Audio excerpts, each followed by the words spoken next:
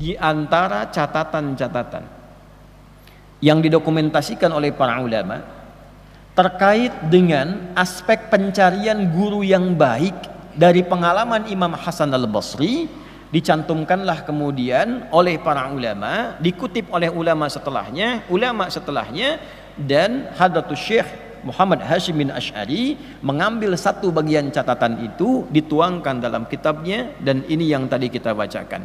Apa kata Imam Al-Hasan al-Basri, sosok yang diasuh oleh istri Nabi sallallahu alaihi wasallam, sosok yang diasuh oleh para sahabat, didoakan oleh para sahabat, didoakan oleh Umar bin Khattab radhiyallahu taala anhu.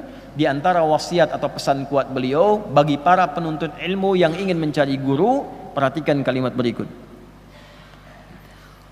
Qala, beliau menyampaikan, uqubatul ilmi, sungguh hukuman bagi ilmu itu, mautul qalbi, ialah wafatnya hati, matinya hati.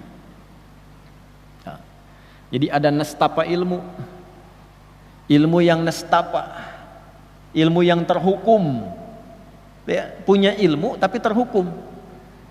Awas tuh. Jadi ada ustad-ustad, ada kiai dalam tanda petik ya, ada habib dalam tanda petik, para pengajar-pengajar, nih guru-guru di sekolah juga masuk nih. Awas, hati-hati ya. Pokoknya yang dititipi ilmu buat ngajar. Ada yang hatinya mati, yang ilmunya terhukum. Dia punya ilmu, ngajar, tapi hatinya mati, ilmunya terhukum. Nah, ini kurang layak untuk diambil ilmunya. Kurang layak untuk diambil ilmunya. Apa yang dimaksud dengan matinya qalbu itu sehingga ilmunya terhukum? Faqila lahu ma mautul qalbi, maka dikatakan pada beliau, ditanyakan, apa yang dimaksud dengan matinya hati dari seorang pengajar ilmu itu? Qala, beliau menjawab, talabud dunya bi'amalil akhirah.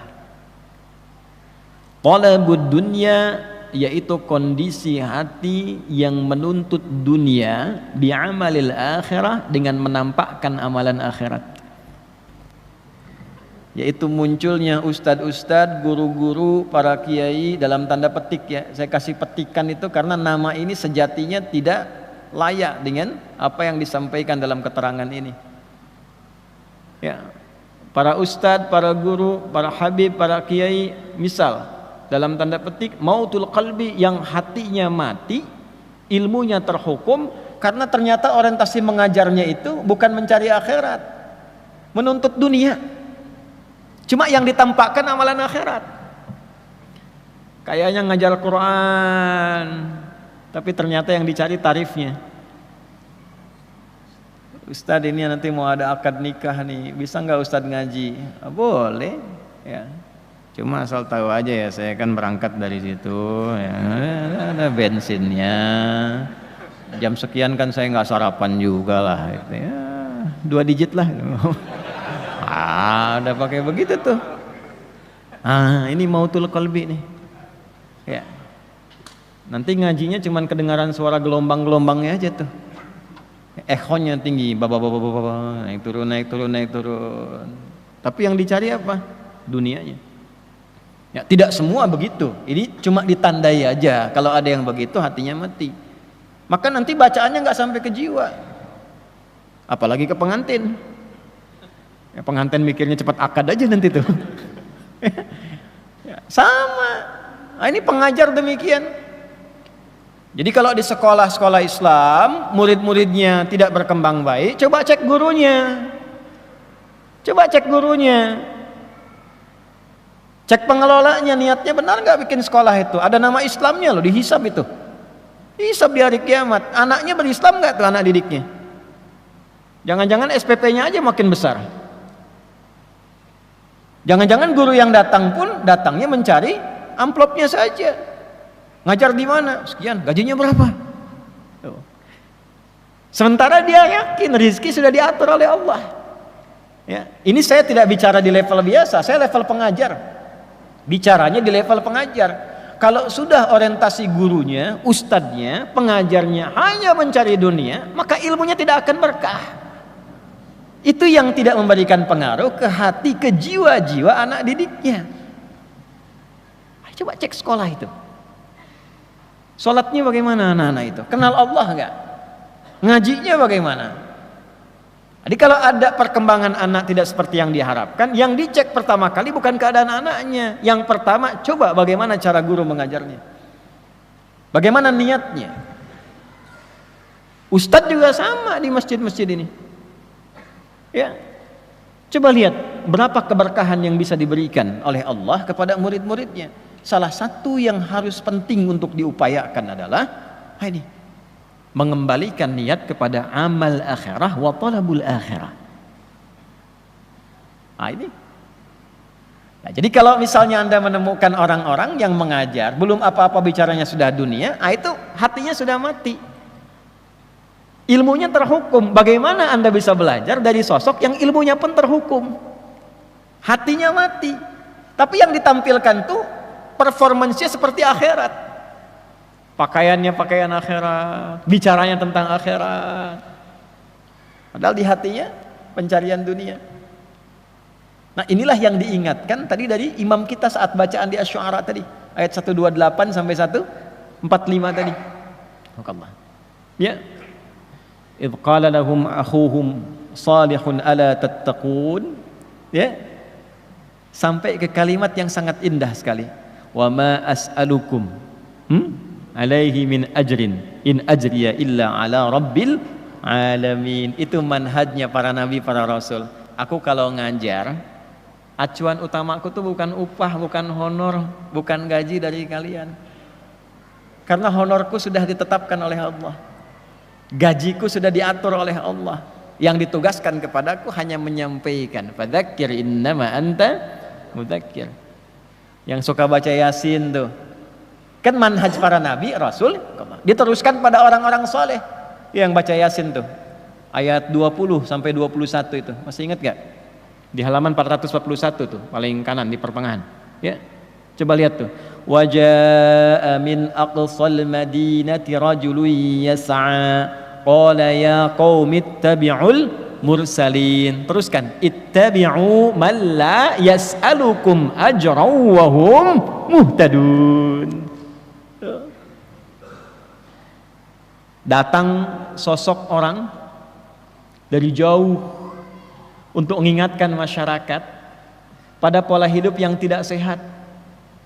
Susah diingatkan orang yang baik-baik, yang lurus-lurus, tapi hobinya memang kadang-kadang ngundang orang-orang tapi nggak jelas. Cuma buat tertawa kadang-kadang. Cuma buat pamer bahwa saya bisa ngundang si fulan, buat rame gitu kan. Maka diberikan standar. Ya qaumi ittabi'ul mursalin. Ya kaumku, ikutilah orang-orang yang diutus ini, sosok-sosok yang diutus ini. Ya, siapa tipikal orang diutus ini? Ittabi'u man la yas'alukum ajra. Kalau Anda ingin belajar, ingin ikut, bukan cuman ikut menuntut ilmunya, tapi menuntut akhlaknya, menuntut kepribadiannya, mengamalkan amal soleh yang bisa Anda teladani itu. Coba cari man la yas'alukum ajra. Orang yang sedang mengajar pun dia tidak pernah kepikiran tentang materi duniawi. Yang dia pikirkan bagaimana Allah ridha, yang dia pikirkan bagaimana ilmu sampai, yang dia pikirkan bagaimana amal bisa terawat. Wahum muhtadun. Orang inilah yang mendapatkan petunjuk dari Allah Subhanahu wa taala. Jadi yang pertama, kondisi hati seseorang yang mati itu ketika pengajarannya diikat oleh unsur duniawi. Ya. Bahasa tegasnya kalau dalam Quran tuh ginilah, wala tamnun tastakthir. Jangan engkau berusaha memberi orang lain dengan pengajaranmu, dengan ilmu yang Allah titipkan padamu, dengan berharap kompensasi dunia yang dinilai olehmu lebih banyak. Tastakthir tuh minta lebih. Baru ngajar sekali udah minta naik gaji. Udah kan? Gajinya berapa? Datang, baru masuk, Pak, saya ngajar kan anak-anak gampang pahamnya tuh. Kalau besok nggak naik gaji saya nggak mau saya ngajar lagi. Wala tamnun tastakthir. Itu hal yang pertama. Jadi kalau Anda ngundang orang yang dalam tanda petik disebut ustadz itu sudah minta tarif di awal, udah coret. Coret. Karena yang bersangkutan sifatnya dicoret oleh para ulama. Coret. Mautul qalbi, uqubatul ilmi. Ini ilmunya terhukum. Nanti kalaupun datang, ilmunya diikat dengan tarifnya. Segitu aja. Anda bisa ketawa saat itu, tenang saat itu, habis itu muncul lagi masalah, nggak selesai jadi solusi. Gitu aja, nggak ada manfaat. Ini yang nyampaikan bukan saya, ya dari isi kitab. Makanya ulama-ulama ini kembalilah ke jalannya yang betul itu. Jadi ahli kitab, jangan jadi ahli proposal. Ya, jadi ahli kitab. Makanya di Timur Tengah biasanya ulama-ulama itu dirawat oleh negara. Kalau kita itu Kementerian Agamanya mendata para ulama-ulama sampai ke masjid-masjid muadzinnya digaji. Ya, kan ada zakat umat Islam. Di Indonesia ada dana abadi umat dan sebagainya.